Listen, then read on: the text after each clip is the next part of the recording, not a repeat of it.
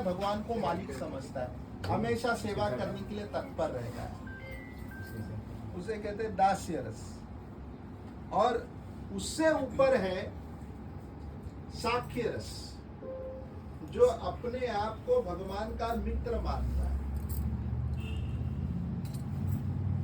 अच्छा, ये जैसे जैसा रस ऊपर बढ़ रहा है, वो ऊपर वाले रस में नीचे वाला रस छुपा हुआ है। जैसे दास रस में शांत रस छुपा हुआ है, और साख्य रस में दास्य और शांत दोनों रस छुपा हुआ है। और वात्सल्य रस इससे ऊपर है। वात्सल्य रस जैसे यशोदा मैया भगवान को अपना पुत्र समान प्रेम करना। वात्सल्य रस में साख्य रस भी है, दास्य रस भी है, शांत रस भी है। अब सबसे उत्तम रस है माधुर्य रस, ये सर्वश्रेष्ठ रस है। और माधुर्य रस के अंदर वात्सल्य, साख्य, दास्य और शांत रस है। तो माधुर्य रस के अंदर सब रस है। इसीलिए जो एक प्रिय प्रियतम का जो प्रेम होता है, उस प्रेम में सारा प्रेम दिखाई देता है। दास भाव भी है, साख्य भाव भी है, वात्सल्य भाव भी है, और माधुर्य भी है। तो भगवान के साथ जो उनके भगवान के साथ दो भाग है।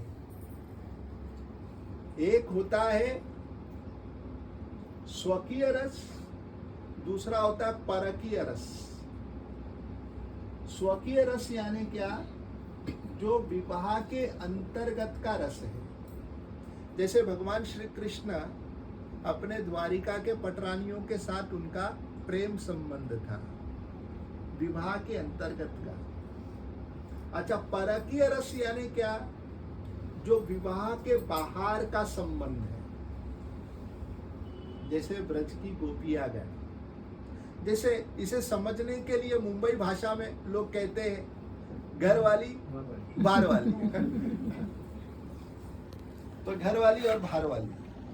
तो जो बाहर वाली का जो रस है, अब जो भौतिक जगत में सबसे निकृष्ट है, वो आध्यात्मिक जगत में सबसे उत्कृष्ट है। ठीक उल्टा है ना, प्रतिबिंब है भौतिक जगत। तो यहाँ जो नीचे है उधर ऊपर है। हमने चर्चा की है, मटका ऊपर वाला पहला पका, जबकि वो ऊपर है लेकिन वो सबसे नीचे है अग्नि के साथ। वैसे जो परकीय रस भगवान को सबसे प्यारा लगता है। भगवान को घर वाली से प्रेम से ज्यादा प्रेम उनको अच्छा लगता है बाहर वाली का। और इसी कारण से भगवान ने शादी नहीं की राधा रानी से। अब तत्व की दृष्टि से राधा कृष्ण युगल जोड़ी है, उन्हें शादी करने की जरूरत ही नहीं है।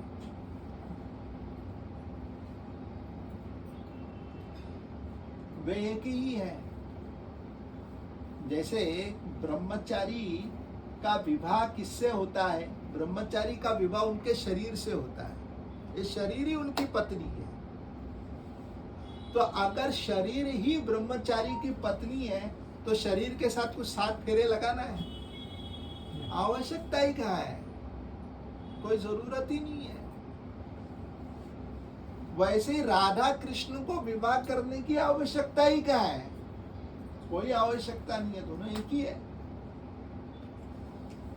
ठीक उसी तरह जिस प्रकार राधा कृष्ण एक है, उन्हें विवाह करने की आवश्यकता नहीं है, फिर भी लोक दृष्टि से उन्होंने विवाह नहीं किया। उन्होंने विवाह क्यों नहीं किए? इसलिए नहीं किए ताकि कृष्ण को रस का रसास्वादन करना है। और कौन सा रस? बाहर वाला। इसी कारण से जगन्नाथ भगवान कृष्ण जब राधा रानी के प्रेम में डूब जाते हैं तब उनका स्वरूप जगन्नाथ जी बन जाता है। इसलिए कृष्ण जगन्नाथ जी के रूप में जब रूपांतरित होते हैं तो उसे कहते हैं राधा विरह विदुरा। राधा के विरह में उनका रूप बन गया और वही उनके ही सामने श्री चैतन्य महाप्रभु वे कौन है? कृष्ण विरह विदुरा। कृष्ण के विरह में छटपटा रहे।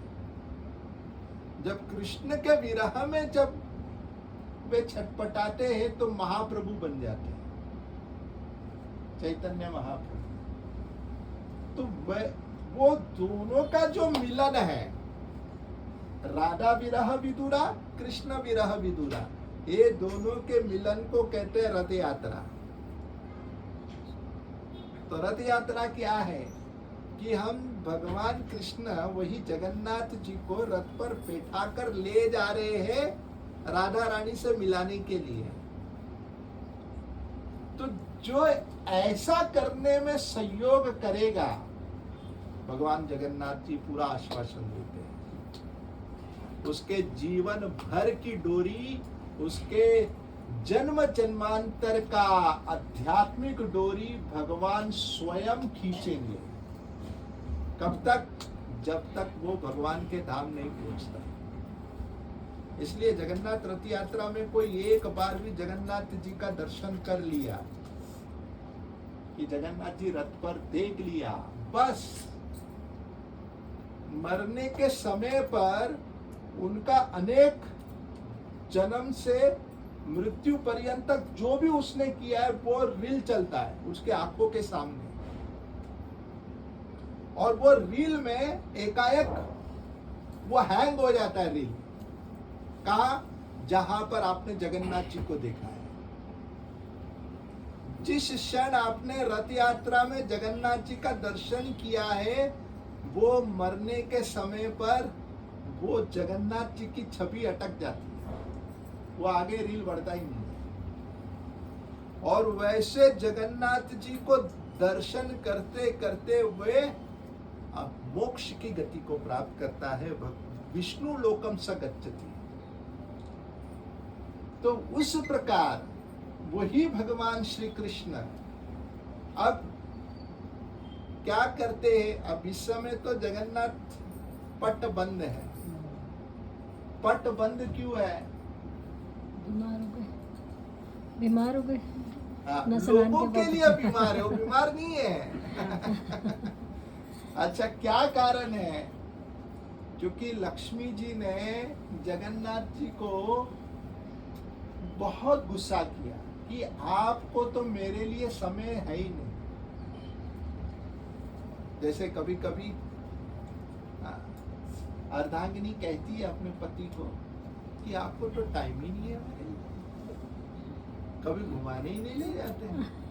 ना पिक्चर, ना बीच पर, ना पार्क में, कहीं आपको तो आप तो अपने ही काम धंधे में लगे हैं। तो इतनी शिकायत सुन सुन के बॉस क्या करता है? 1-2-4 दिन की छुट्टी मार देता है। क्या कहते हैं? घूमने जाएंगे। और फिर कंपनी से कॉल आता है, बॉस आप आने वाले हैं? नहीं, मैं नहीं आने वाला। अच्छा, क्या हुआ? मेरा तबीयत खराब है।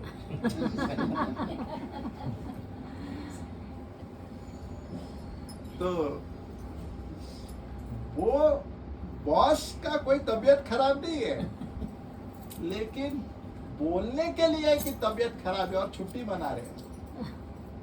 वैसे ही जगन्नाथ जी लक्ष्मी जी का इतना ताने सुन लिए कि जगन्नाथ जी का अभिषेक हुआ। अभिषेक इतना हुआ कि जगन्नाथ जी जानबूझकर खांसने लग गए, छींकने लग गए, सर्दी पकड़ ली। तो अभी मैं दर्शन नहीं दूंगा। इसको कहते अनवसरा। अनवसरा यानी आई हैव नो टाइम।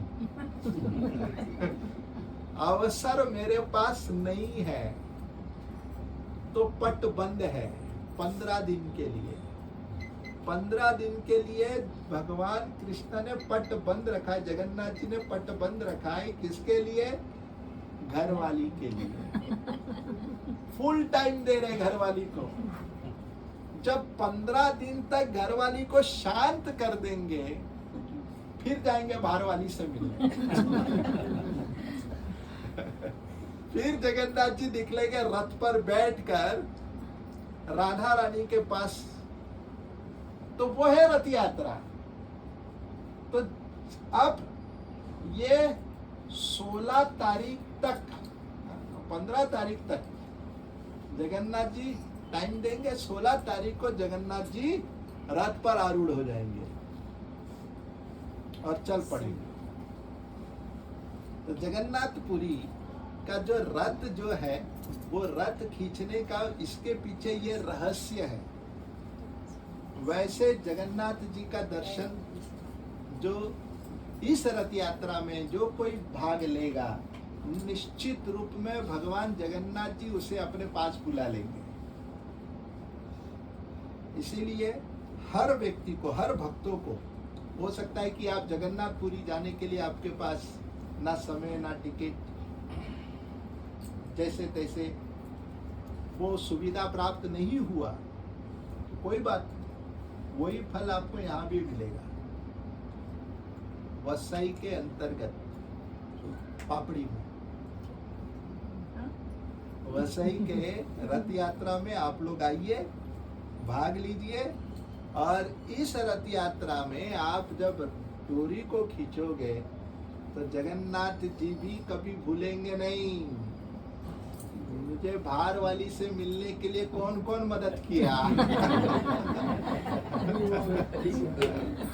तो जगन्नाथ जी पूरा कमीशन देंगे विद इंटरेस्ट।